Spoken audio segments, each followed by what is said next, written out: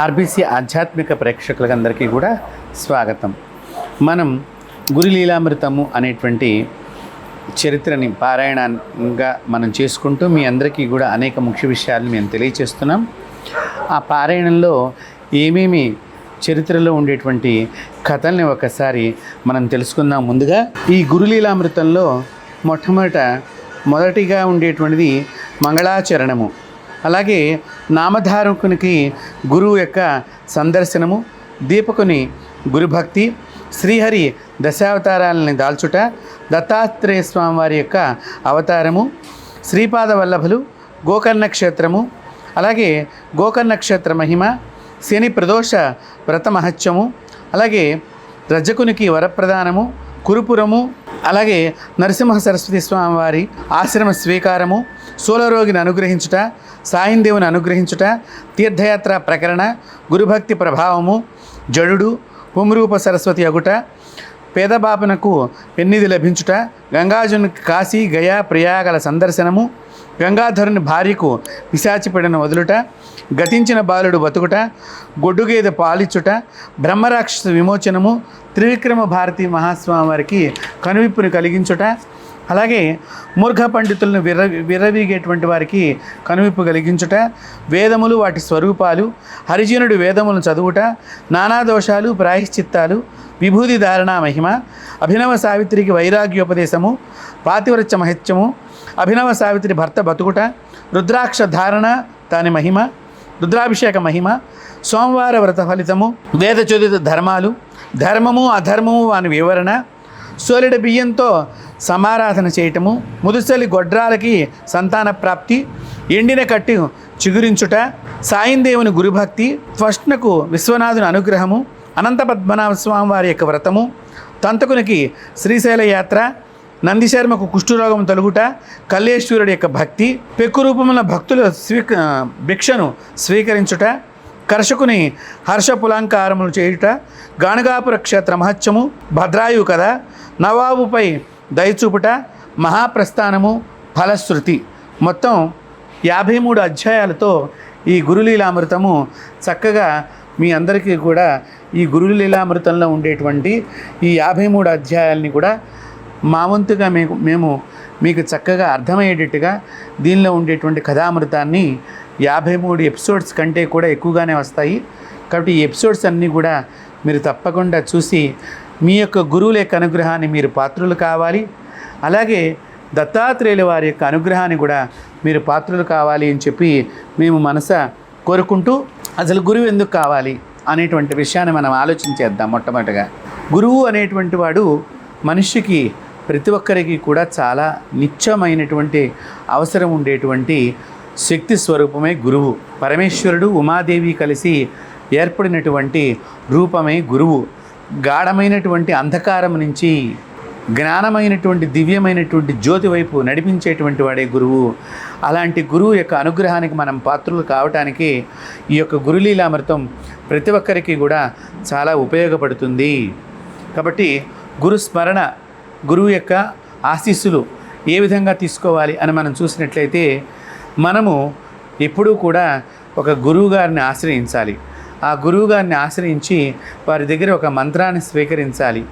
అది అమ్మవారి మంత్రమా, శివ మంత్రమా, ఒక విష్ణు మంత్రమా, ఒక గణపతి మంత్రమా, ఒక దత్తాత్రేయుల వారి మంత్రమా అనేటువంటి మంత్ర భేదముగా చూడకుండా గురువుగారి దగ్గర నుంచి ఒక మంత్రాన్ని స్వీకరించి ఆ మంత్రాన్ని చక్కగా శ్రద్ధగా మనం చేస్తూ ఆ యొక్క మంత్రదేవత అనుగ్రహానికి పాత్రులయ్యేటట్టుగా చేయటమే గురువుల యొక్క ముఖ్యమైనటువంటి కర్తవ్యం. కాబట్టి సద్గురువుని ఆశ్రయించాలి. ఈ రోజుల్లో చాలామంది అనేక గురువులు అని చెప్పి చాలామంది తిరుగుతున్నారు. మనకి గురు సంప్రదాయం ఒకటి ఉన్నది. ప్రతి ఒక్కరికి కూడా ఒక గురువు ఉన్నారనుకోండి, వారికి ముగ్గురు గురువులు ఉంటారు. గురుత్రయము అని ఉంటుంది. ఆ గురుత్రయం ఉన్నటువంటి గురు పరంపర కలిగినటువంటి వారి దగ్గర మాత్రమే మనము మంత్రదీక్ష తీసుకున్నప్పుడు అది ఎంతో గొప్పగా మనకి శీఘ్రంగా కూడా ఆ మంత్రశక్తి మనకి లభిస్తుంది.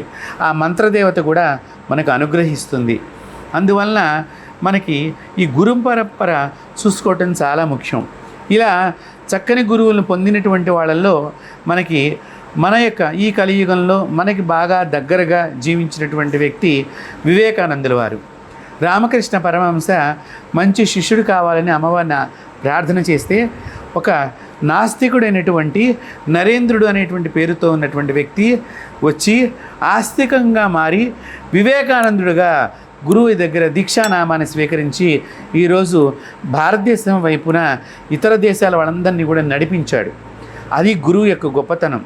రామకృష్ణ పరమహంస ఎలాగైతే ఒక వివేకానందుడిని సృష్టించి ఈ భూమి మీదకి వదిలాడు తన గురుశక్తి ద్వారా, ఆ విధంగా మనం సద్గురువుని ఆశ్రయించాలి. అంతేకాకుండా ఆది శంకర భగవత్పాదుల వారు అనేక పీఠాలు పెట్టి నామనాయ పీఠాలని చెప్పి ఈ చతుర్నామనాయ పీఠాలను స్థాపన చేసి ఈ రోజుకు కూడా శంకర పీఠాల్లో గురు పరంపర తప్పకుండా ఆ పరంపర సాగుతూ అక్కడికి విచ్చేసినటువంటి అనేక మంది భక్తాదులందరికీ కూడా అనేక మంత్ర ఉపదేశాలతో పాటు వారికి మార్గదర్శకం చేస్తున్నారు ఆది శంకర భగవత్పాదాచార్యులకు సంబంధించిన 4 పీఠాల్లోనూ. అంతేకాకుండా వారి ఉపపీఠాలు కూడా అలాగే అనేక గొప్ప పనులు చేస్తూ ఆ భగవంతుడికి సంబంధించినటువంటి అనేక విషయాల్ని భక్తులందరికీ కూడా ఉపదేశం చేస్తున్నాయి. అలాగే మనకి రాఘవేంద్ర స్వామి మఠం, ఈ మంత్రాలయ రాఘవేంద్ర స్వామి మఠంలో కూడా అనేక గురు పరంపర నడుస్తోంది.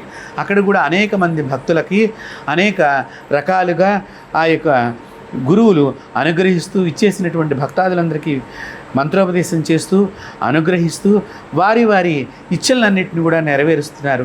అలాగే ఒక వైష్ణవ సంప్రదాయమే కానీ, ఒక మధ్వ సంప్రదాయమే కానీ, ఒక శాక్తేయ సంప్రదాయమే కానీ, ఒక గాణపత్య సంప్రదాయమే కానీ, ఒక సూర్య సంప్రదాయమే కానీ, ఏ సంప్రదాయంలోనైనా సరే మనకి ఈ గురువు యొక్క అనుగ్రహాన్ని మనం పొందాలి.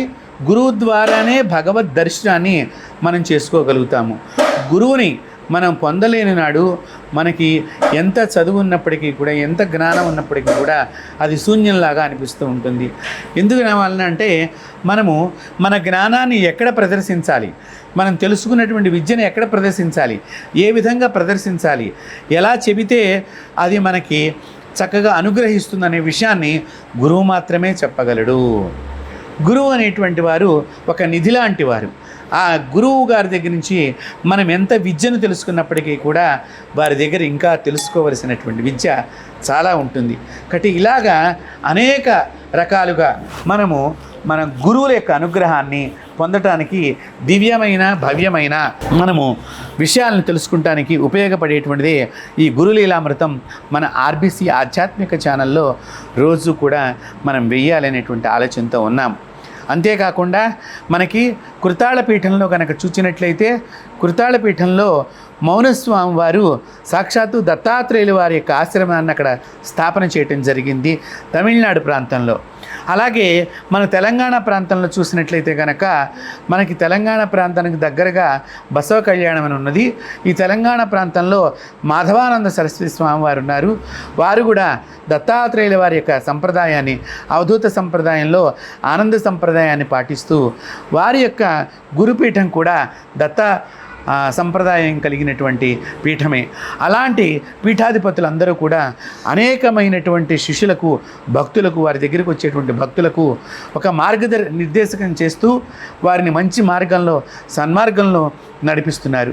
అంతేకాకుండా హంపి విజయనగరం విద్యారణ్యులు వారు స్థాపన చేసినటువంటి హంపి పీఠం, ఆ శంకర పీఠంలో కూడా అనేక మంది గురువులందరికీ కూడా అనేక పరంపరగా ఆదిశంకరాచార్యుల వారి దగ్గర నుంచి పరంపరగా మొదలైనటువంటి హంపి శంకరాచార్యుల వారి యొక్క పీఠంలో 56వ పీఠాధిపతి వారే మా గురుదేవులైనటువంటి శ్రీ శ్రీ శ్రీ శ్రీ మదభినోదండ నృసింహభారతి మహాస్వామి వారు.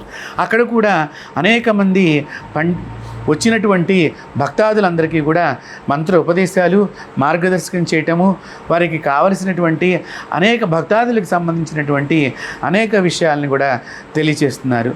ఇలాగా భారతదేశంలో అనేక గురువుల యొక్క సంపుటికం అంతా కూడా ఇక్కడ ఉన్నది. ఇది అందుకనే మన ప్రధానమంత్రి నరేంద్ర మోదీ గారు కూడా ఈ మధ్య భారతదేశాన్ని జగద్గురువుగా అందరూ చూచేటట్లుగా నేను చేస్తాను అని చెప్పడం జరిగింది. ఎందుకంటే భారతదేశము సర్వదేశాలకి కూడా ఇదే మూలస్థానము. ఈ భారతదేశంలో గురువులు పుట్టారు, దేవతలు పుట్టారు, భక్త శిఖామణులు పుట్టారు, భక్త ప్రహ్లాదుడు పుట్టాడు, ఓ పాండురంగుడు పుట్టాడు, ఒక భక్త రామదాసు పుట్టాడు. అంతేకాకుండా పాటల ద్వారా భగవంతుడిని మెప్పించి భగవంతుడిని వారి దగ్గరికి తెచ్చుకున్నటువంటి ఒక అన్నమయ్య, ఒక త్యాగయ్య, ఒక భక్త రామదాసు, ఒక పురంధరదాసు, ఇలా భగవంతుడిని అనేక రకాలుగా కీర్తించినటువంటి అనేక మహానుభావులందరూ కూడా ఈ భారతదేశంలోనే పుట్టారు. అలాంటి భారతదేశంలో దత్తాత్రేయుల వారు తిరిగినటువంటి ప్రదేశాలు, అలాగే శ్రీపాద వల్లభుల వారు తిరిగినటువంటి క్షేత్రాలు, అలాగే నృసింహ సరస్వతి స్వామివారు తిరిగినటువంటి క్షేత్రాలన్నింటినీ కూడా మీకు అందించే ప్రయత్నం చేస్తున్నాము మేము ఈ ఆర్బీసీ ఆధ్యాత్మిక ఛానల్ ద్వారా.